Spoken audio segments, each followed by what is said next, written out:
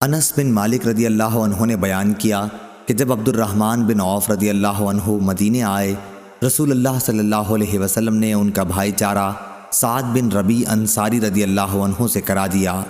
سعد رضی اللہ عنہ مالدار آدمی تھے۔ انہوں نے عبد الرحمن رضی اللہ عنہ سے کہا، میں اور آپ میرے مال سے آدھا آدھا لے لیں اور میں اپنی ایک بیوی سے آپ کی شادی کرا دوں۔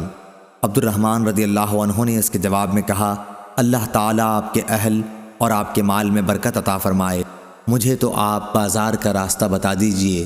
پھر وہ بازار سے اس وقت تک واپس نہ ہوئے جب تک نفع میں کافی پنیر اور گھی نہ بچا لیا۔